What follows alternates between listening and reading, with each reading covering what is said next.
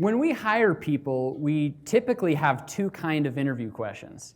First, we have questions about job performance. This allows us to assess somebody's skills, capabilities, and competencies that relate to a position. And we then have personality type questions. These help us assess cultural fit.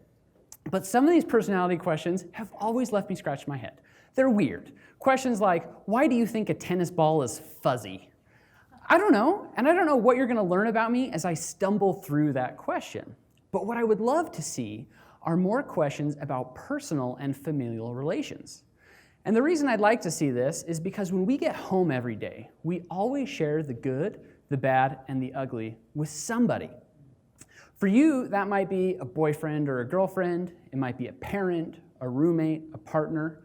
For me, it's my spouse. And I know that I'm not alone. REYFYA, a cultural consulting company, interviewed employees from 95 different Silicon Slope-based companies.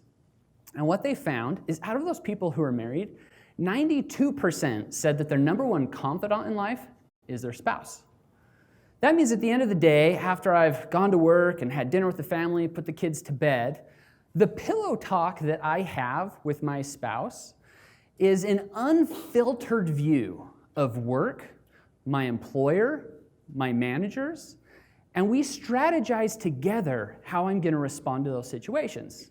Because my true boss in life is my spouse. So just think for yourself, out of all the people in life that influence you, who can you be the most open with? Who do you believe at face value most often? Who can cut through the BS and the bureaucracy faster than anyone else? Picture that person. If you're thinking of your manager, congratulations, you're 3% of the people that we surveyed. 3%, but we have to conform to what our managers tell us we're supposed to do at work. But our real bosses in life are not our managers, they're our spouses. So this is a tremendous opportunity for us to, as employers, focus on employee spouses. One way that we can do that is to involve them in quarterly shareholder meetings. Well, publicly traded companies are already doing this. They're giving a state of the company, they're talking about the financials, where their product is headed. Why don't we simply invite the employee spouse to join us at that time? And we can talk about the concerns we know our employees are dealing with. You can learn this by working with your human resource department, doing employee net promoter scores, and doing employee surveys. Pluralsight, a Utah-based company, helped solve part of this puzzle for us. They asked the question and did the research on what's the number one reason employees leave an employer. Number one response, lack of opportunity for career advancement.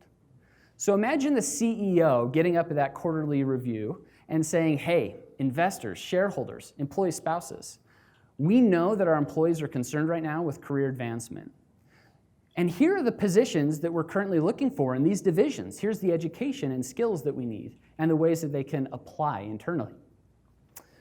Well, now when an employee goes home day after day complaining about how they're not moving in their career, their spouse can start advocating for the company and say, maybe it's time we get you those evening classes or we get you that education you haven't received to make yourself more marketable in these positions.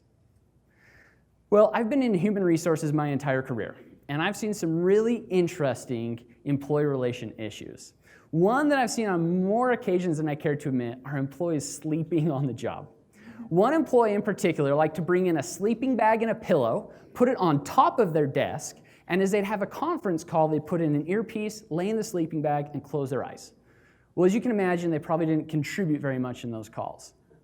Another employee liked to take a nap during lunch. But what they would do is they would find a vacant office, turn the lights off, and crawl underneath the desk. Well, common sense would dictate that we should probably set an alarm. They didn't, and so the only way you could find them when their break was over was listening for snoring coming from an unlit room. But my favorite example of all is that of an elementary school principal.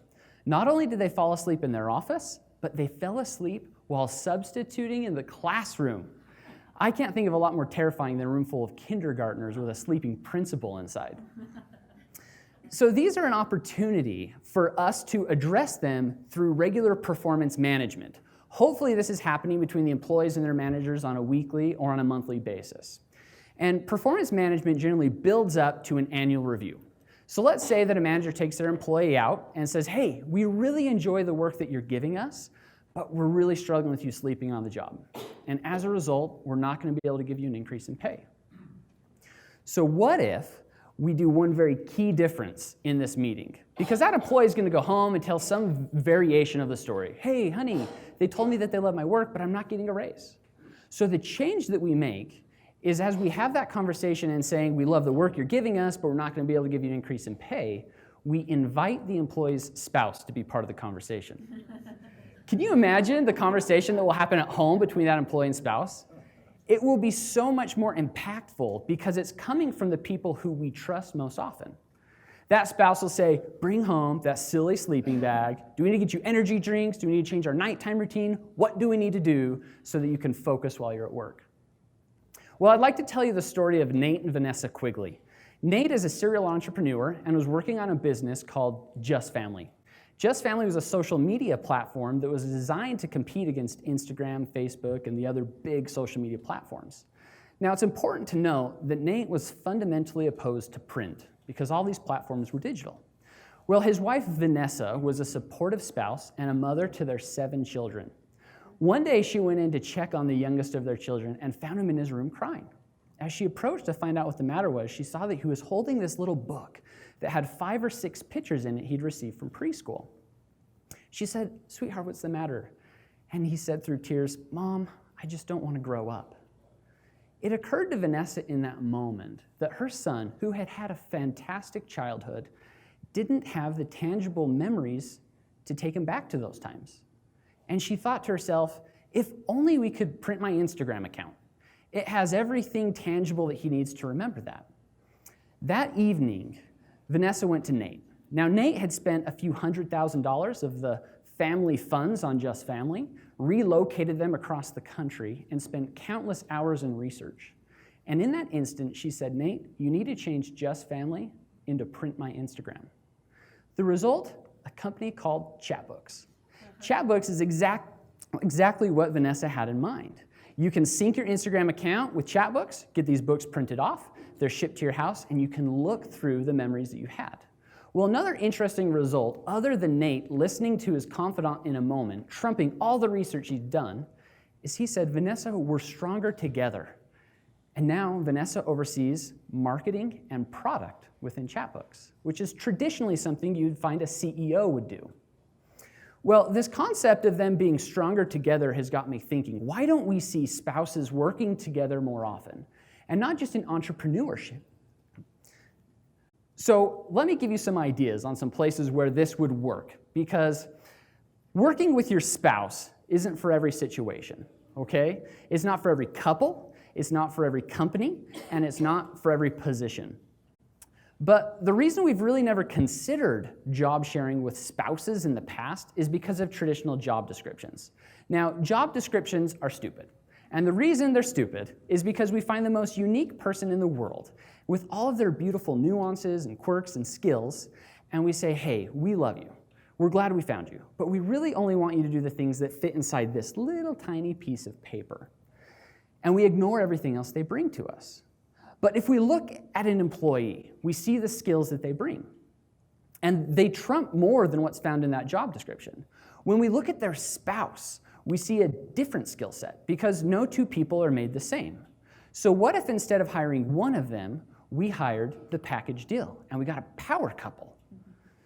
Well, let me tell you some examples where this would really work for certain companies. Bank tellers are traditionally part-time positions that are filled by college students. And you need full-time coverage, so what you do is you hire 2 strangers to cover that shift. Well, what if instead of getting strangers, we hire a power couple? And we say, hey, here's the coverage that we need, you know that, but you guys determine when you're gonna fill those shifts. And they can work around their school schedule, the personal things that they have going on, and all of a sudden, work-life balance disappears and you're simply replaced with life. And you get to be in control of how you get your income and when you do that and how you're balancing that within your own family. Now, this couple will also be discussing business when they're at home. They're going to be talking about the challenges facing the bank or the credit union. They're going to be talking about the leadership challenges and how they could solve those. And so you're going to be getting more as a business by empowering them to do that. Another example would be finding like-minded positions. Software developers, for example. Why can't you have a software developer come in, work from morning until lunchtime? At lunchtime, they catch up with their family, and they say, hey, here's what happened in stand-up, here's where we're at in the code base, and this is where we're at as an organization right now, today, in the moment. And then their spouse goes in and finishes writing code that day because they have the same skills. Now they're both working half-time, but they're still getting that single income household that they need. You can also find people with different skills that benefit an organization. So most companies need accountants. But the law of diminishing returns has taught us that there's a lot of fluff that happens in work and a lot of unnecessary meetings. So while we need someone full-time to do accounting, we might only need them 4 days a week. But their spouse, who's an event planner, is also something that the company needs, but maybe only 1 day a week. So what if we said, hey, we'll give you the same wage to the accountant that you would normally receive, same full-time benefits, but you work 4 days and your spouse can work 1. Well, I put cameras around my house for security purposes, and I also just like to peek in on my family and see what they're doing. And I get pictures from my spouse periodically, and some of the time they look like this. And when I get them, my initial reaction is, oh, I want to run home, and I want to pick up a crying child. I want to dry off some tears and tell my wife she's crushing it, right? And what she wants is help. She's sending me an SOS call. But if I get this text at 10 a.m., I got to stay at the office until 5, and I'm sorry I can't be there. But if job sharing existed, I could look at my calendar and say, you know what? I can do these things from home, and I can push these things until tomorrow. And then I could go save the day, spend time with my kids, give my wife the break she needs, and she could go to the office and do her responsibilities. The most important discussions your employees are having are taking place outside of your brick and mortar location. And they're happening with someone who is not on your payroll. If you truly want to improve employee relations and reduce your employee turnover, you need to focus on your employees' spouses. Now, hopefully the ideas of quarterly shareholder meetings, performance management, and job sharing can be a catalyst for you to focus on your team and your company and how you can apply principles on focusing on the spouse in your workplace. Thank you.